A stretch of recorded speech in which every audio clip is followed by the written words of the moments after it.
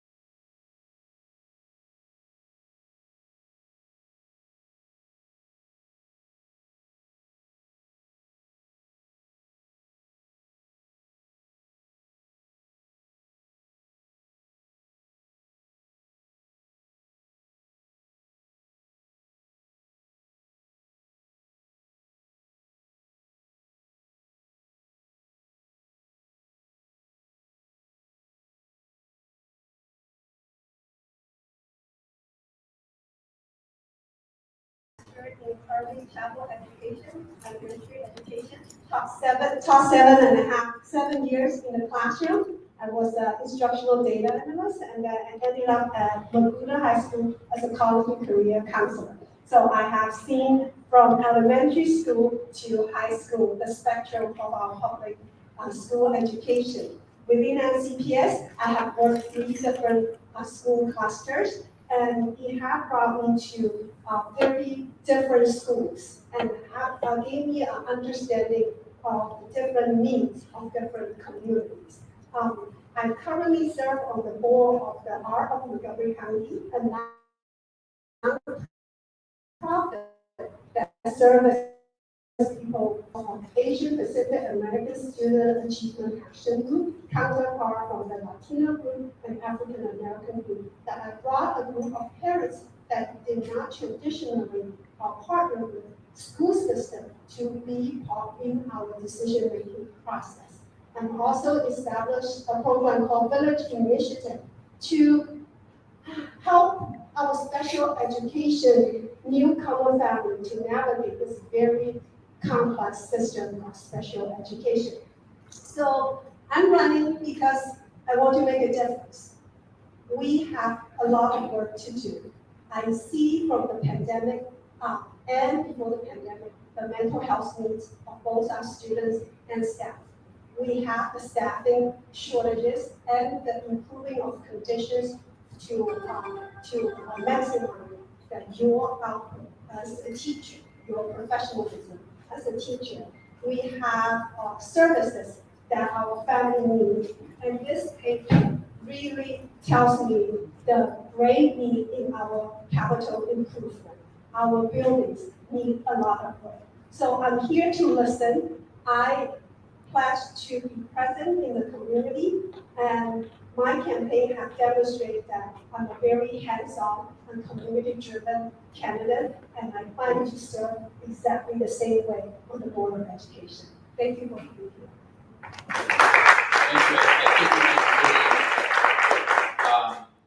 As somebody who's part of our endorsement process, I see in the audience a lot of you are as well. I think you can see why we arrived at such an enthusiastic endorsement of these students. Their experience, their vision, their commitment to real change in the school district is what we need in the school board. So I'm really excited about getting these reelected. So we're going to do questions. Have we asked? Start with yours, So yeah. I'm going to start. Well, they're going to pass out some index cards so we can get questions from the audience. But I'm going to start with a couple questions, and we'll just go in different order. And so the first one I'm going to ask you is, how do teachers and schools support LGBTQ plus students and promote more inclusivity in the classroom? So we'll start with Julie. Okay, thank you so much. Okay, thank you for the question. I read some very sobering data the other day. Suicide is the second leading cause of death for youths between age 10 to 24.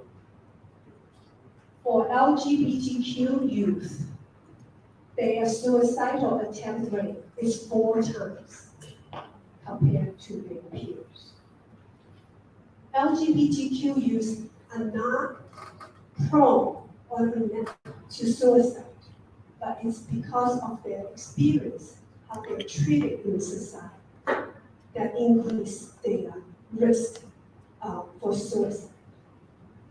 As a college and career counselor, I have supported many students who is going through this difficult change of understanding their self-identity. And my room is a safe room. And I think every room in our school buildings needs to be a safe room for our students. One of the things I think that help our students is the acceptance. We need to have books or characters that reflect their experiences, so that they know that they are not, they are different, but they are accepted, they're part of our community. And if as school staff, if we see something or hear something, that we will address it so that our students don't view us as condoning discrimination and bullying towards LGBTQ students. So I'm very open to staff suggestions on how better to do it, what tools we can employ, so we will get an inclusive and supportive environment for all students.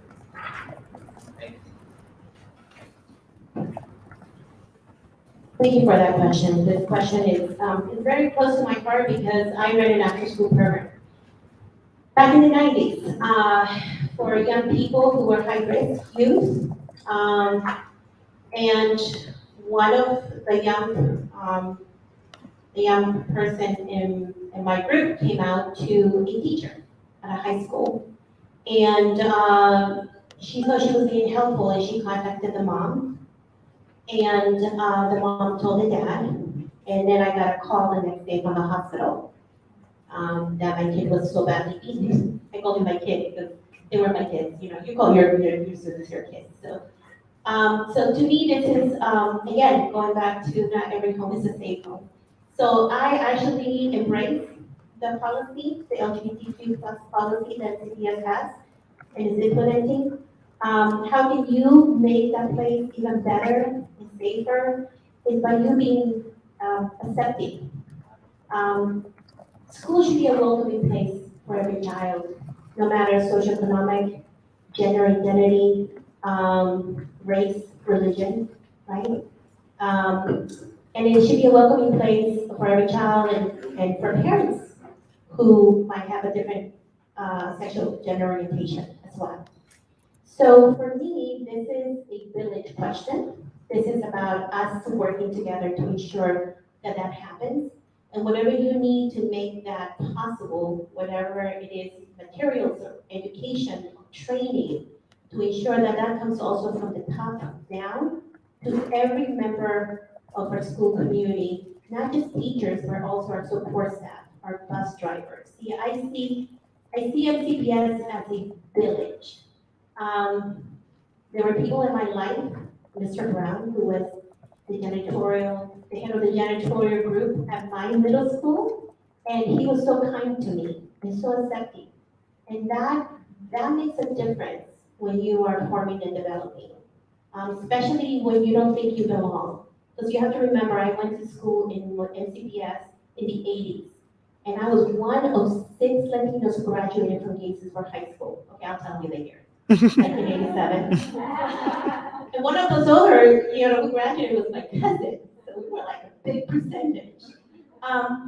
So for me, it's embracing the student. There is a movement, a national movement, ugly movement to erase certain groups, including the LGBTQ+.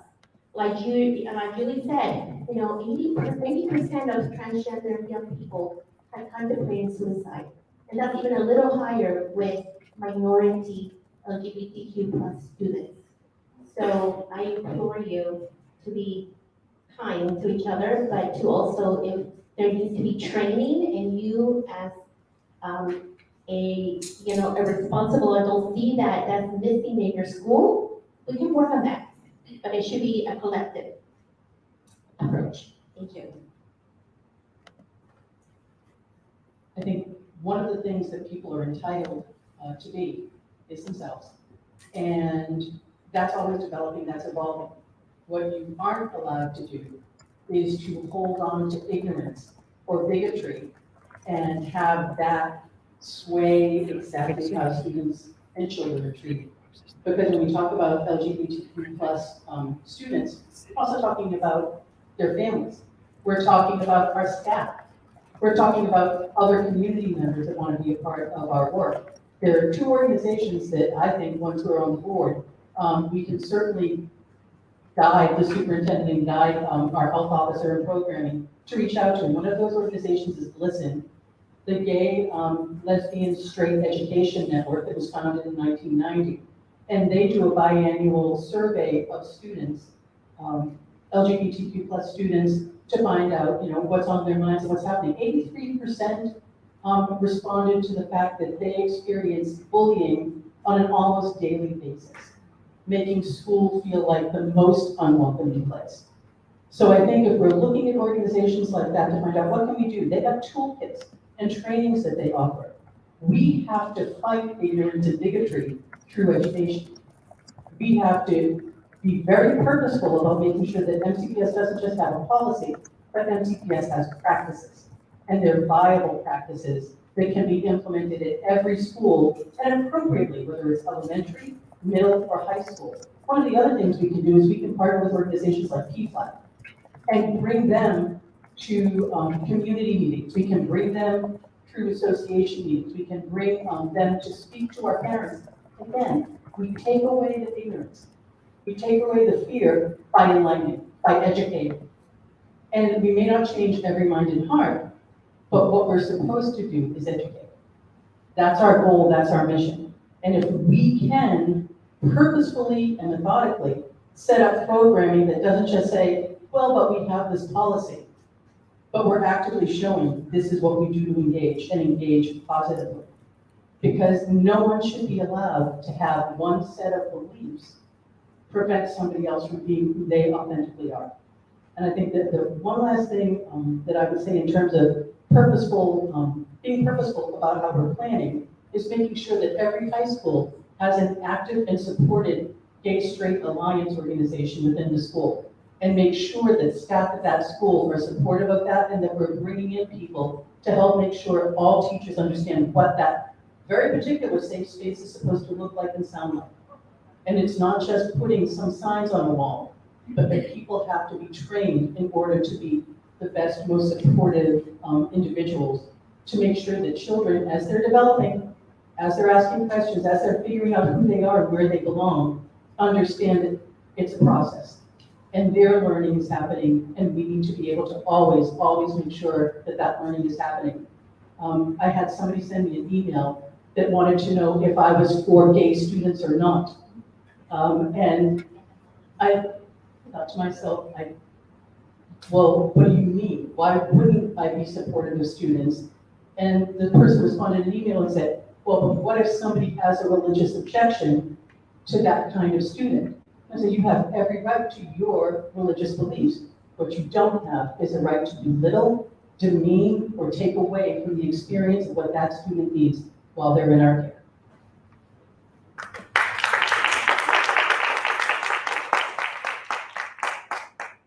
All right. I'm getting some questions here from the audience. I could check. I don't know if there's any right here. Here's a question from our audience. What steps will the U.S. board members take to improve communication in MCPS? The district office is not communicating with educators well at all. They do not respond to our phone call, emails, or in-person concerns like at town halls. They have not shared their plans for responding to our proposals. So the question I have for each of you, I'll start with Grace this time, is what steps will U.S. board members take to improve communication in MCPS?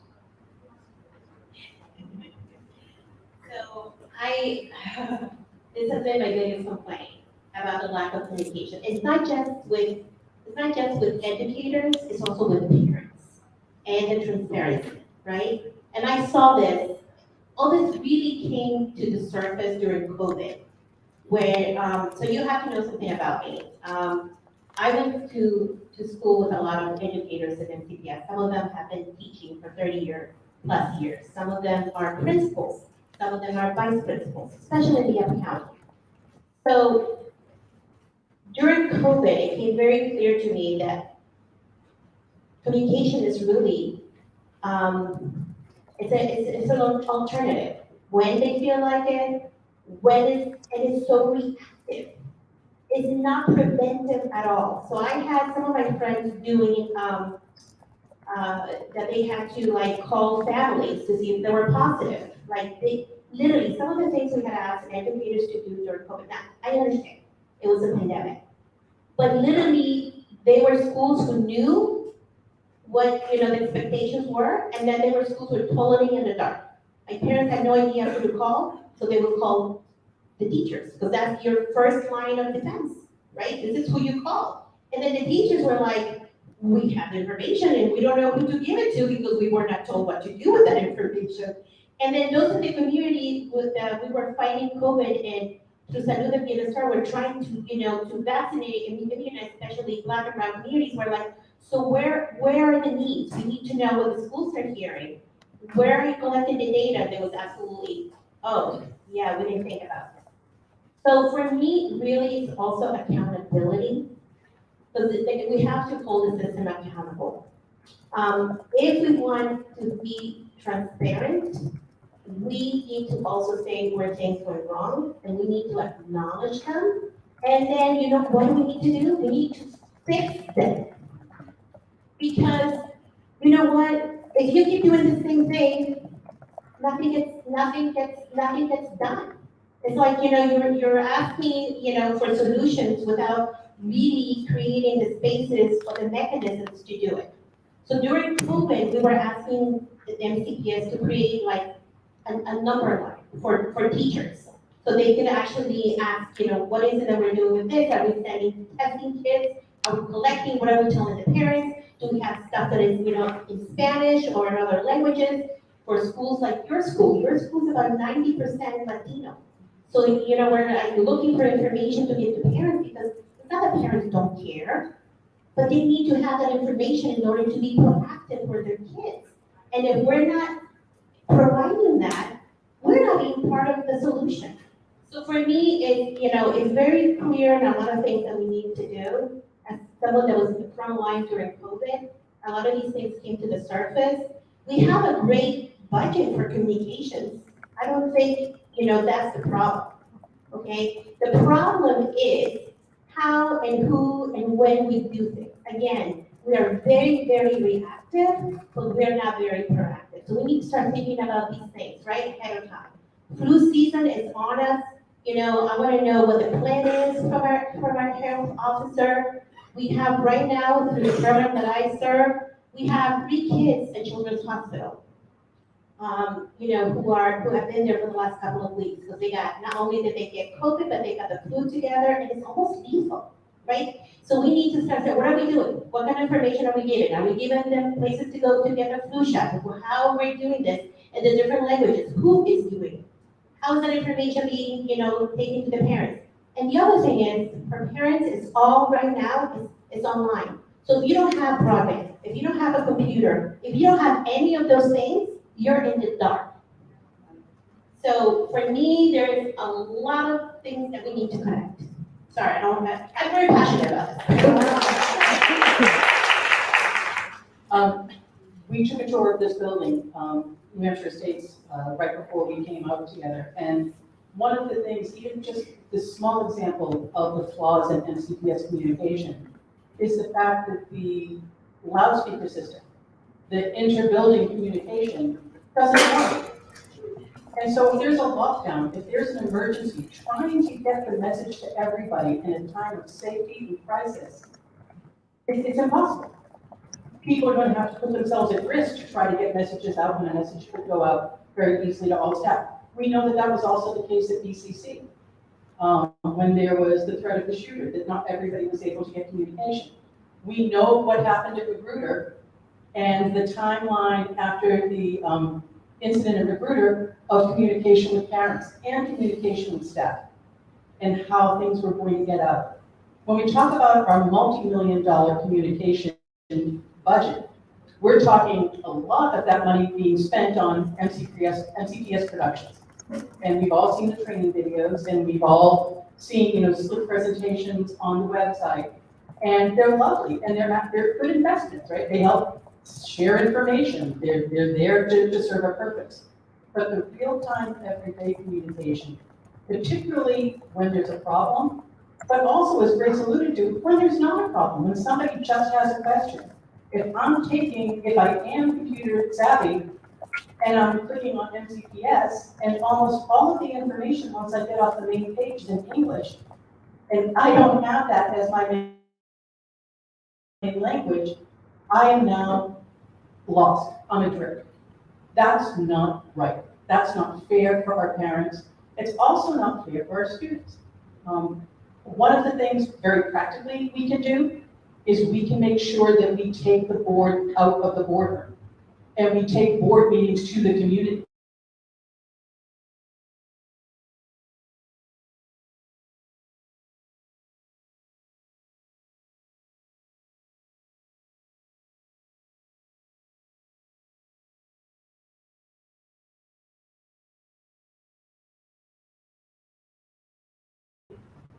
We can make sure that we have, one of the other practical timelines for communication is, how can the board say to the superintendent, this is what we want? And we want a standing item on the agenda to make sure that we're hearing reporting back. That's the accountability piece that the Board of Ed has. That's also the responsibility piece that the Board of Ed has to make sure that the MCEA is charged with following all of its policies. Again, going back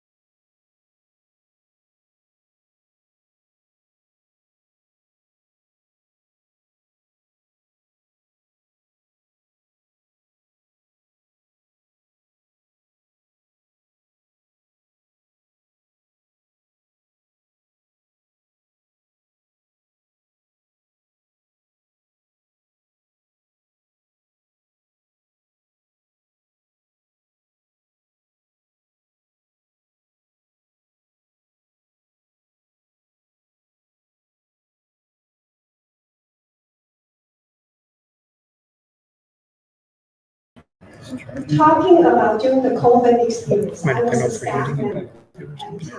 I found out 2 times what will happen to my school, my position, through Bethesda B, before I find out from the system. Guiding principle, it should not be an afterthought. During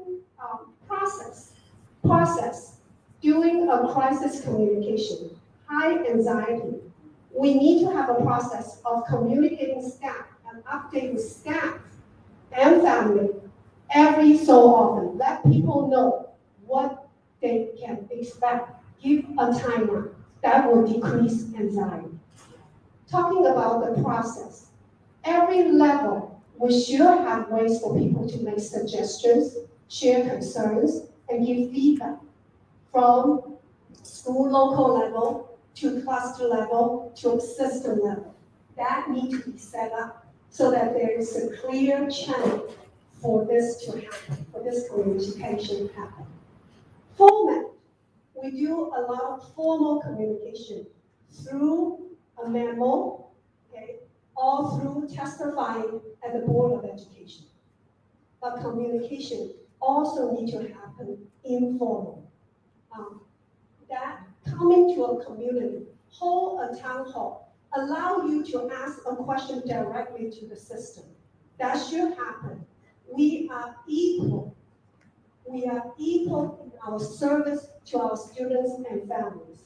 We can have a dialogue face to face, sitting down together. Thank you for the question.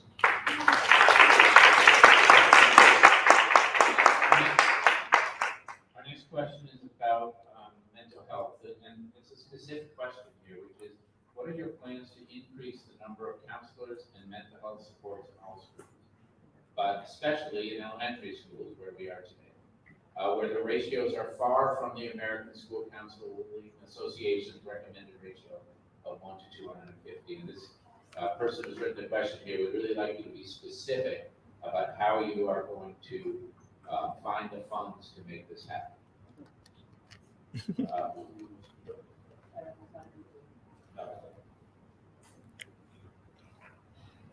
It all comes down to funding. You pay for what you really want. You pay for what's important. And if we truly value our students' mental well-being, we're going to find the money to fund those positions instead of funding additional curriculum changes. Or if or to fund to fund yet 2 more positions in the communications office. So not stopping staffing central office, which again, there are people in central office who provide important support to schools, but we have to take a look at if we're in a crisis situation, which we were in before COVID, especially at elementary schools. Particularly when you look at the counselors we do have in our schools, don't have administrative staff dedicated to helping them with scheduling, don't have administrative staff helping them with some of their other tasks that they have to do, like there is available at middle schools and high schools. Instead, you have one counselor, sometimes with over 1,000 students, and maybe there's a part-time counselor there, but the counselors are also the first people that are pulled out of their responsibilities as a counselor to be the teacher in charge if the admin is out, or to cover somebody who is absent because they're sick and the substitute didn't show up. So now that counselor is another one of the staff people pulled out instead of providing service to children in the job they're designed to do. So I think you have to have a couple of things. First, there has to be a promise from the system that the counselor's job is exactly that, and that their schedule, it's not an all hands on deck situation. I think one of the things MCPS has pushed everybody to their brink for their own mental health is this idea of everything is all hands on deck. It's that same mentality that if everything is important, then nothing is important, because it all just gets handled. And who handles it? It's the people, it's the frontline soldiers, it's the staff at the schools doing their best to make the system run while more directives come down from above, and funding is then promised but taken away, much like we find with capital improvement projects. So I think there are a couple of things we have to as the board insist that the superintendent do. Respect the jobs of the counselors and make sure that they are not pulled out of their positions. We also need to make sure that the part-time allotments for counselors have to be allotments that make sense for regional accessibility. It doesn't make any sense to have somebody 0.4 down here in Tacoma Park, in down County Silver Spring, and then they've got to fly up to Germantown to do their next couple of hours. That just doesn't work for anybody. Nobody is getting service, because that also adds to the stress of the actual job. One of the things that I think we can do is go through the budget with the fine-tooth comb and look at those programs that have not been servicing us. And this is something all 3 of us have talked about, that accountability of MCPS really looking at programs that it has systematically and eliminating those programs that exist but don't serve, and saying, where's the money from those programs then that we can take and put into counseling? If we are truly serious about our students and their mental health, that's something that we have to be willing to do.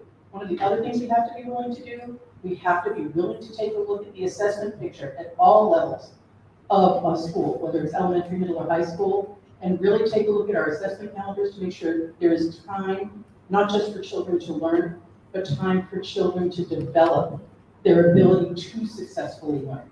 And we have to be much more methodical about that.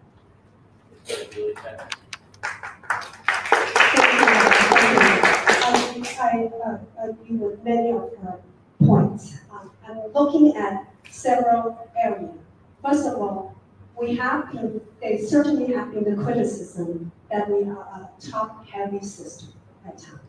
So that evaluation of where we put we're talking about finding money, right, for mental health. So where are we putting our professional certified staff?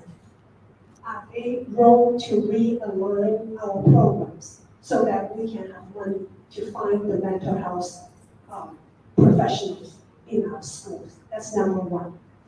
Number 2 is about that accountability piece, evaluation of existing program, and take a look at how do we elevate the ones that bring in good results, consolidate or treat the programs that haven't been delivering what they promised to do.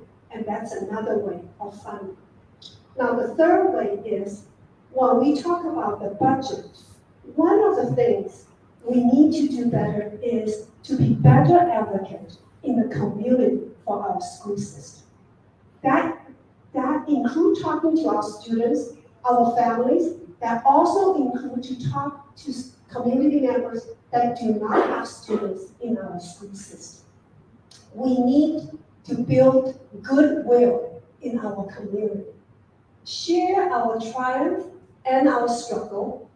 Share our strategic plan so that they know what we are working on. So when we ask them for more support, we have that buy-in from the community to be willing to support. Strong schools build good neighborhoods.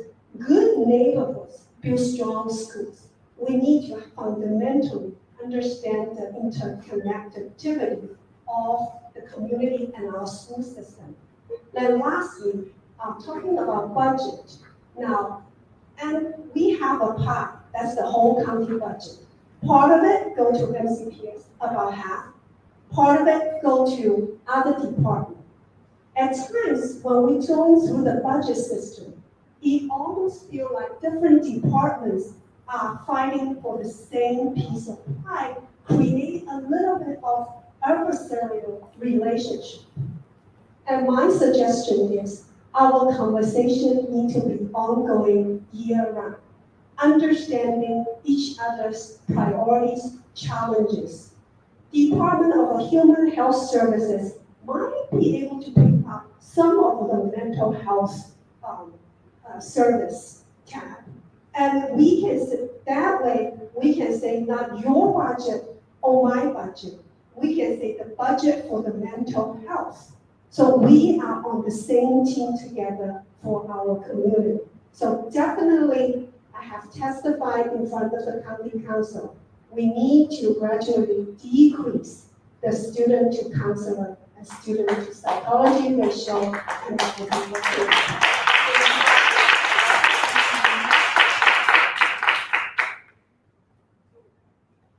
So 20 years ago, the Latino Health Initiative put together the blueprint. One of the top priorities that we said we needed was to hire more counselors and therapists in Montgomery County Public Schools. And there it stood in writing. And then 2 years ago, one of our top also recommendations was the same thing. I wish they would have heard us when we were saying that we have a community that's changing, we have a community with a lot of challenges, we have a community with many kids with trauma that are coming to us with reunification. I want to tell you, you live this every single day. So for me, this is, this is very close to home. I was one of those folks who testified and said we need, funding to hire at least, honestly, I wanted at least 100 therapists because we know what happens. Same thing that happens with the PPWs, they go to 3 or 4 different schools, right? So they promised 50, I believe they have only hired close to 20, right? For the whole system. Imagine that, for the whole system. We have 161,000 plus students in MCEA. So when you look at the elementary school, I'll give you an example. In paper, many schools say they have mental health services, right? That we have, MCPS has partnered with many nonprofits that do this. But when you ask in practicality, like Watkins Mill Elementary, 2 years ago, and I said, oh, so I have a family who needs therapy and I want to refer them to you because here it says that you guys have services, right?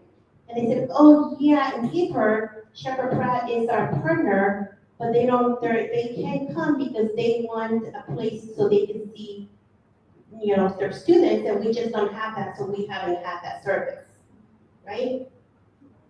And we have asked central office and so on if we can have maybe another portable added so we can see it. So finally, after pushing, they call me and they said, oh, they can see 4 students this year out of 800. You know what I mean? MCPS needs to be a little bit more open in partnering with the resources that we have in this community. We are in Montgomery County. We have, I lost track, 1,000 nonprofits, right? We have every line, we have linkages. I mean, this school doesn't have linkages, so they don't even, I'm talking about Wilkinsville Elementary. This school does, but a lot of other schools don't. So they're left to kind of, and I feel for those educators because, they reach out on their own. But there's nothing, where you can have, when you are a new counselor, and I'm dealing with a couple in a county, where they give you a resource book.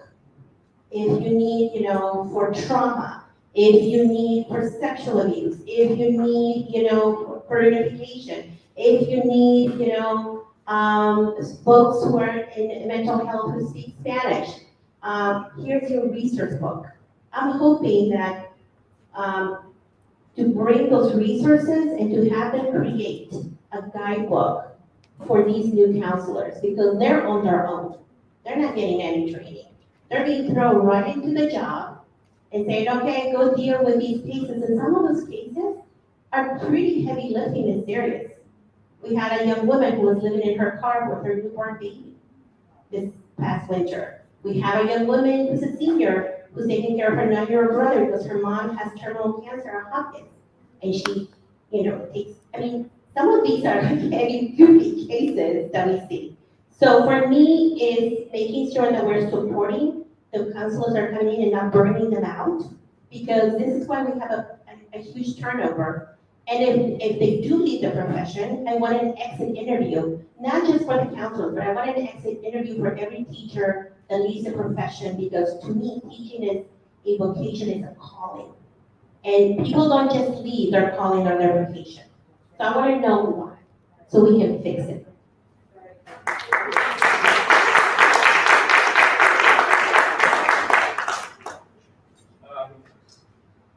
Our next question is, what ideas do you have for helping parents from marginalized communities to overcome barriers to engaging with their school and MCES in ways that support their child's education? Thank you for that question. A little bit about my childhood. I grew up poor, in one room with 4 of us, one room, no kitchen, no bathroom, no water. Always had to go downstairs across the street to use any facilities. I didn't attend school until I was 7, and I couldn't count to 20. So I was placed in the slow class, meaning I was there to pass the time until I'm old enough for labor work. However, when I was in 2nd grade, I met a teacher who refused to give up on my class of 50 kids. She came in early, she left late, she worked with us one-on-one, she gave us lots of hands-on things to explore, and which departed from the traditional way of teaching. And at times when I was little, I hated her because I really wanted to go outside and play. But after 1 year, 10 of us from that class was moved to the faster class. My parents were so relieved, and they joked and they said I was a late bloomer. Only I know now, I wasn't a late bloomer. It was because someone believed in me and viewed my success was so important that, it made me successful and changed my trajectory. So when I think about this question of working with marginalized community, I think one of the things is understanding and share stories. You and I and every one of us, we come here with our own experiences and stories. It's important that we talk, we share, so we create an understanding. And that way we address everyone's needs better. We are able to engage everyone better because everyone feels heard. I think that teacher figured out I couldn't count to 20, not because I was dumb, but because I never had the exposure to learn these things. So in the past few years, I think I have done some things that help me connect with these students as a college and career counselor. I always start out my conversation with a story with students saying, tell me what you like to do. What do you do after school? Tell me about this, tell me about that. That way, with that understanding, I'm much more effective with suggestions for schools, career path, and make it less intimidating. So I know you do that every single day. As a board member, my role, as I see, is that I allow you to do your job. I give you time and space so that you can develop that relationship with your student and teaching to the whole child. My job is to say, you are the professional, tell me what support you need from me so that you can do a better job for our marginalized community. Thank you.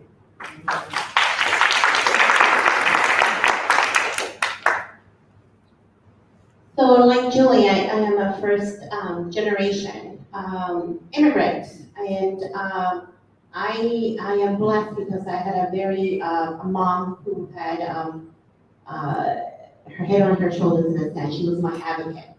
And after my second year in ESOL, she saw some of the books that I was reading in 6th grade, and she went to see Dr. Massey, my principal, and she said, Grace, no ESOL, regular. 2 days, 2 days. And this Dr. Massey was like, no, she's not ready. 2 days, fine, 2 days. And that's how she got me. And I have to tell you, it was so hard for me. But one of the best things she did for me as a mom, we don't see that kind of advocacy from parents, especially in Black and brown communities, especially in new immigrant communities, because they are afraid. They are afraid to be involved. They are afraid to be assertive. They're afraid to say anything because of either their status or because they are working on their status to become U.S. residents or U.S. citizens.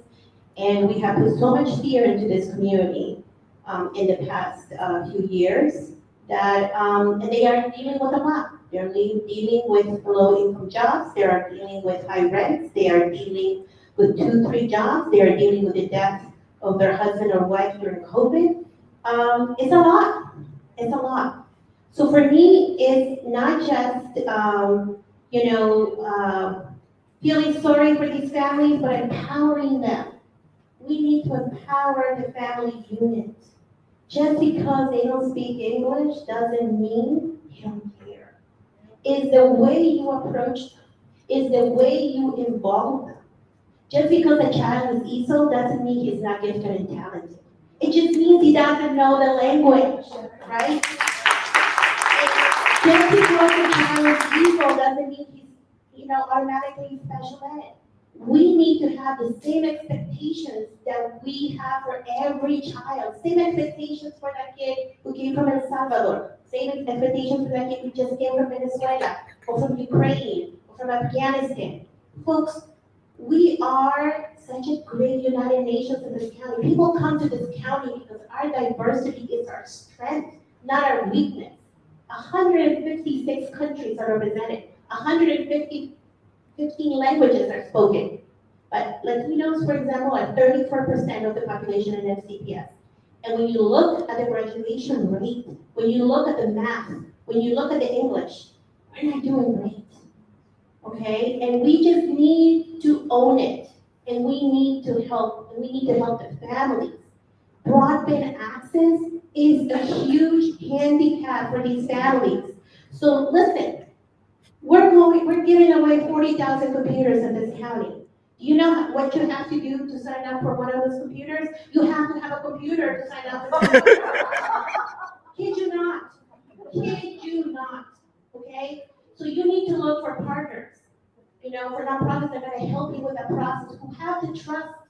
in the ears of these communities who are willing, right, to be able to work and be willing to roll up their sleeves and go to the community, not wait for the community to come to me, to get on Zoom at, 5 o'clock in the afternoon, or to come to meetings or to, when it's 2 o'clock, when they're working 2 jobs. Because guess what? Food prices went up, but their salary, their minimum wage of $15 stayed the same. I know because I see these families in line every week in the county, and they feel awful about it because they're not used to taking hand-me-downs. And we make sure that we treat those families with respect, right? With the humbleness that they deserve, because we know that they're doing their best.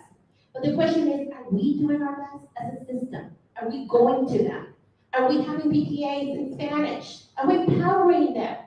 I'm sorry, but this is very close to me. This is close to my heart. And I want to see this system because you know what? We get one chance to make sure these kids learn and are educated and graduate from high school, and then whether they do an apprenticeship, whether they go to a 2-year college, at least they have their high school diploma. And for many of these kids, this is the first time ever they have been able to achieve this. And it's huge for them and for the little brothers and sisters who are watching. So we need to get this right, and we need to give you the tools so you can help these children thrive.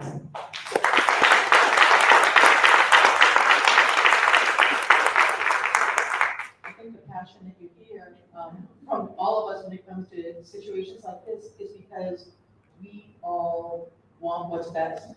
And we recognize in ways that MCPS recognizes on paper, but not in practice, what the needs actually are. If we were honest about making sure we were serving our marginalized students, we would be doing much more about making sure we had community school models with wraparound services.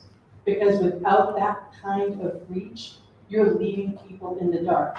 We would make sure that when we're having people having to access information, and there are some people who will say, oh, but they have a smartphone, it's just like a computer. But I think I speak as a former MCPS teacher, any MCPS form on a smartphone, I'm sorry, it doesn't make sense. Trying to fill it out, trying to even get it translated, it's not going to work for people. So we need to improve our translation services right off the bat. We need to make sure that we're using the MCPS Foundation to help partner with some of these organizations, as Grace and Julie have spoken about. Because we know that we're funding some of that work through donations as well as through our tax dollars. Let's make sure that the foundation isn't just working for very nice projects that sort of glorify MCPS in terms of news coverage, but are practical for our parents and our students to achieve success with.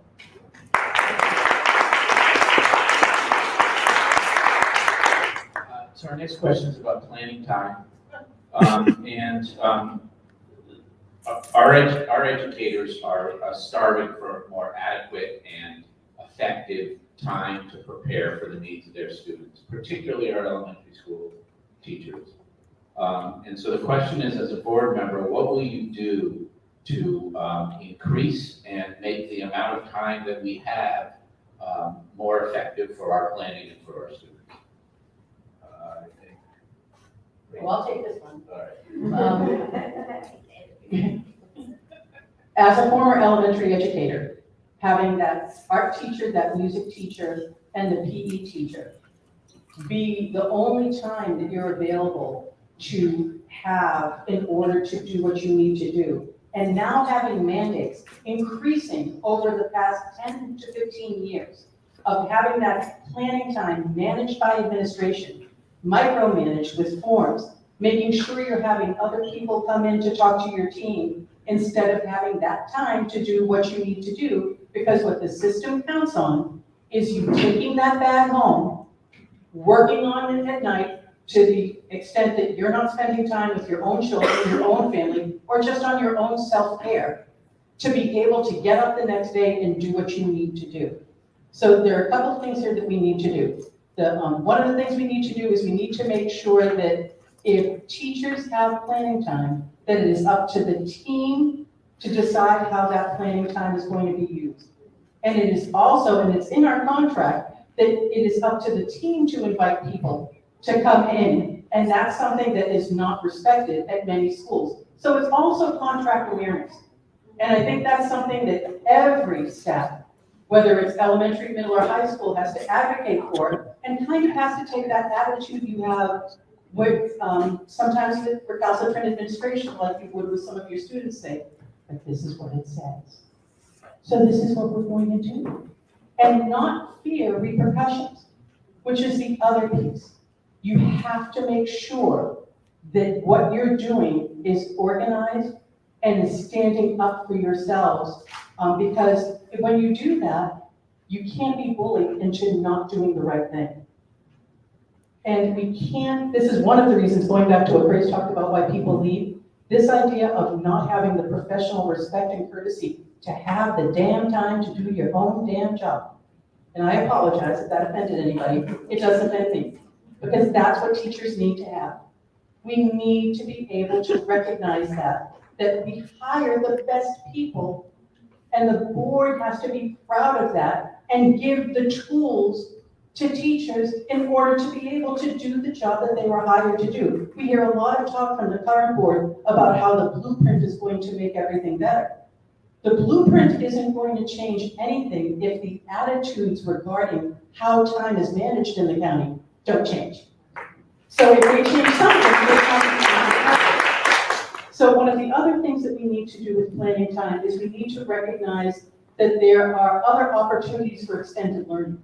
Integrated times during the day where teachers can maybe partner cross-grade level or cross-content level, and be more creative and allow teachers to think out of the box rather than on a scripted curriculum or on somebody else's projected timeline in middle and high school, or having, everybody having to complete 7 data points within this piece, even though my class might have already mastered that. So I don't need to have that. We can go ahead and move on or partner with somebody else to do something. We need to have flexibility of professionalism in order to fix that. And that's only going to happen when we have board members that understand what it looks like and sounds like in the classroom and can advocate for that when MCPS is doing another one of those fancy presentations at the board meeting, and can push back and say, but how is that going to work? And I don't mean to push back disrespectfully, but to honestly push back and say, how does this really work?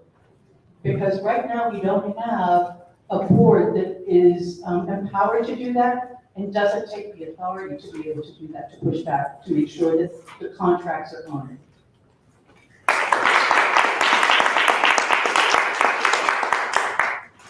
She said.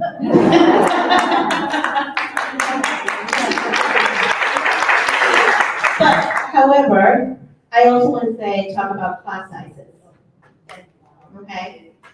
To be honest, class size is a huge factor in spending time and also engaging with students, right? And getting to know your students.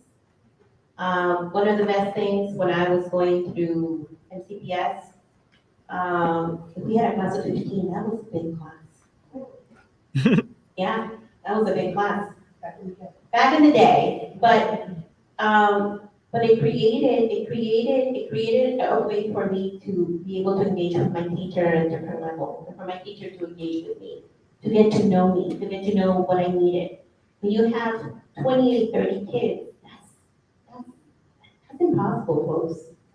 So I lived in Mexico for a while, and I volunteer in my kids' school, and in Mexico City, for planning time, if you have a class of 20 kids or more, they pay you $5 hours extra a week for planning time, because they know that you're going to be taking work home. They know, and they want to recognize teachers. Teachers are so well respected. It's like your profession is so well respected. It's amazing. We need to bring that back to this current age. So for me, it's also letting central office know, inviting them to come one day to teach with you. Just one day out of their whole year, to come to a classroom near you to come here to a middle school to a high school. So they can really grasp and understand what a day looks like for a teacher in MCPS right now. That is literally one of the things I wish that, and I'm going to ask for. Because you know what? You can talk, you can be making decisions, but until you actually live a day with a teacher, right? You're not grasping the reality of what's going on.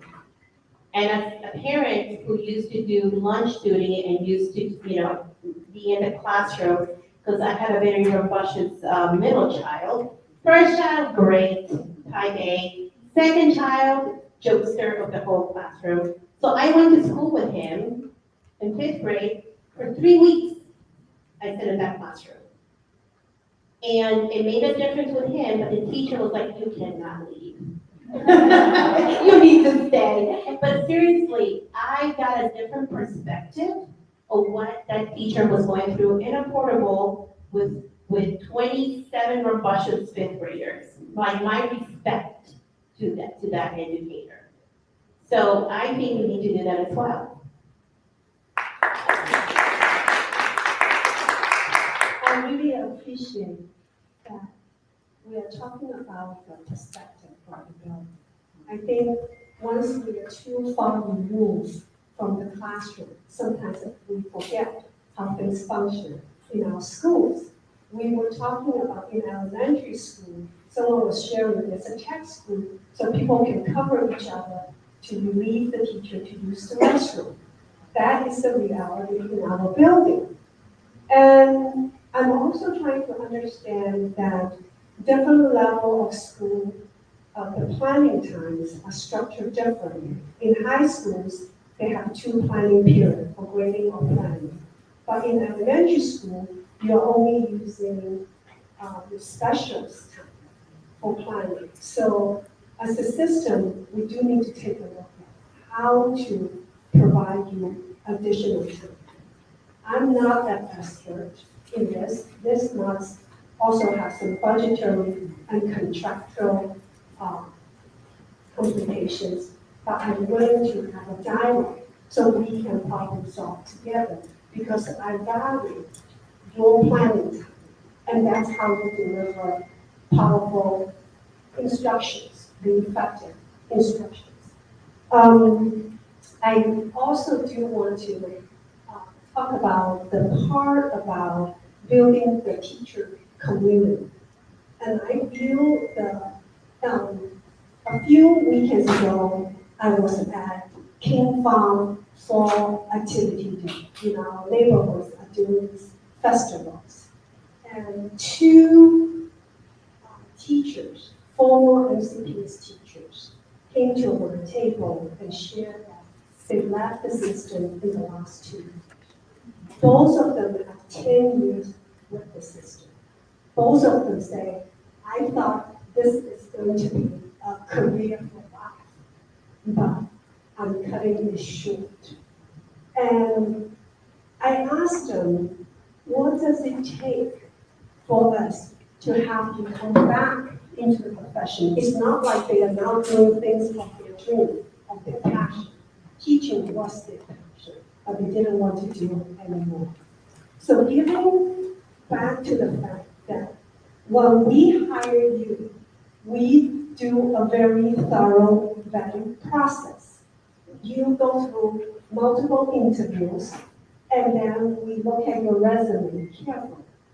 However, when a teacher or staff member leave our system, we have a very short Google.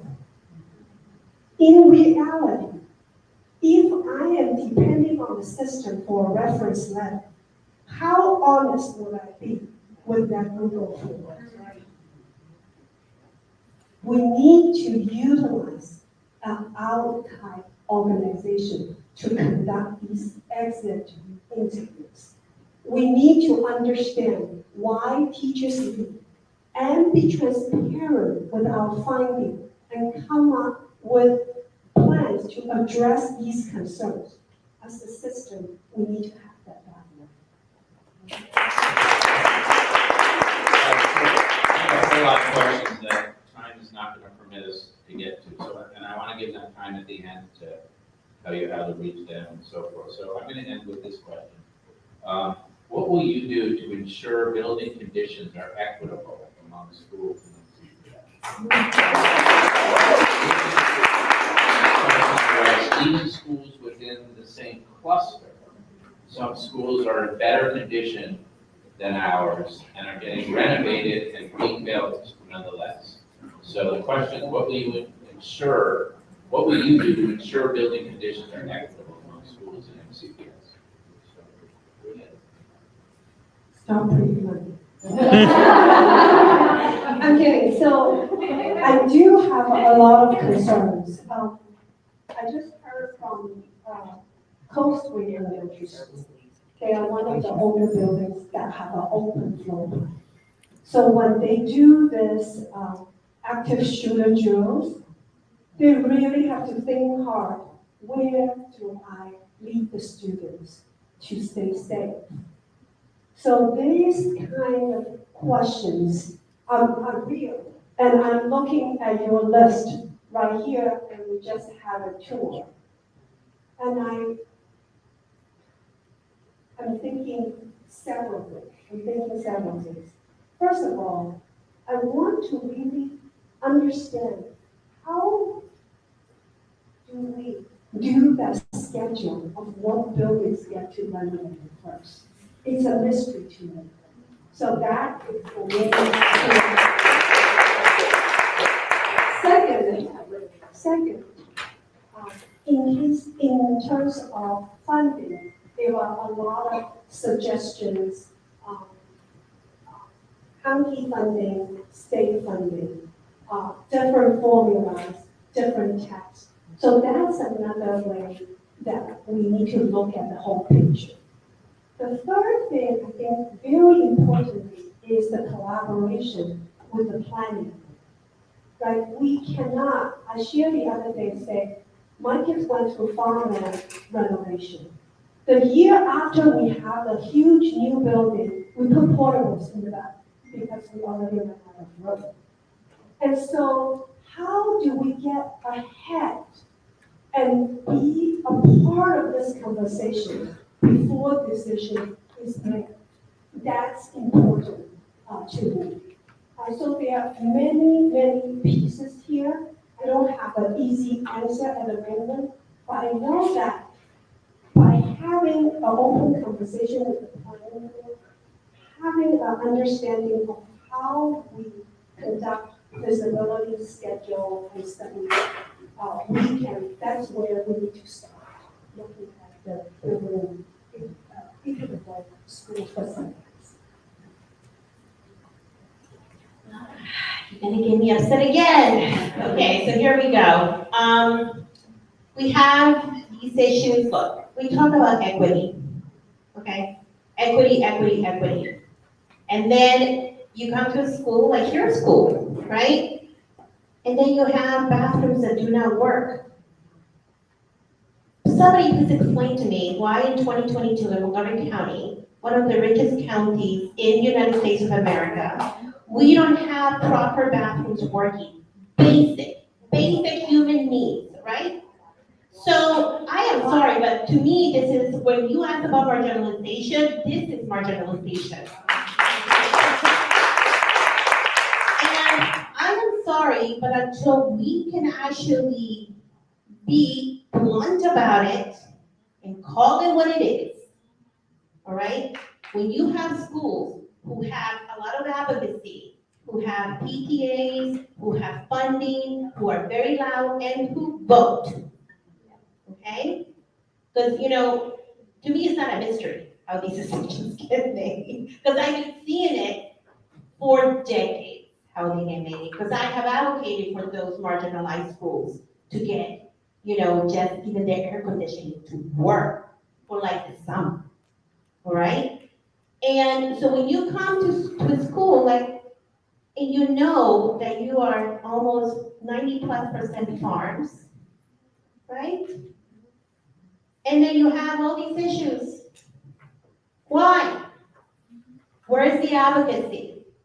So I'm just, thank you, Joey. Joey's like, be done with it.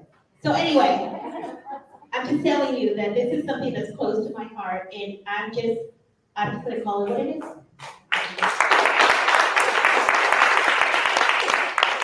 I think back to when I taught at Pine Branch Elementary, which is where I started in the county, and I taught there for 8 years. And after years of advocacy at Pine Branch, which was built in the early 70s, they finally were going to put outside windows because the building was built without windows because it was energy efficient. But because of where the school was located, the win was we were getting the construction. The loss was they did it during the day while the kids were in the building. And so you had jackhammers and you had sparks and you had different things going on in the building in the classroom next door to you, and you'd be giving a math test and you'd say, so if you have them, please bring your notes tomorrow because we're going to be taking some assessments. Or walking through the building with construction workers.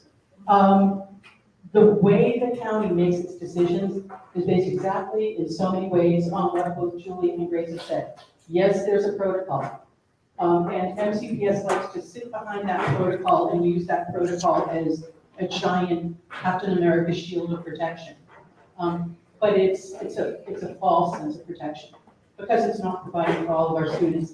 And when we're walking through this building and we see that there are water fountains that don't work, and the solution of the county is to say, well, let the kids drink from the sinks in the classroom, but when you go to the sink in the classroom and you wipe your finger under the sink and black mold comes off into your finger, would any of the current Board of Education members let their children drink from that?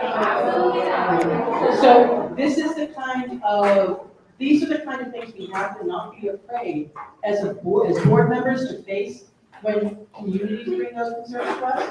We have to be ready to turn to the system and say, what's really important? And fix it, and fix it.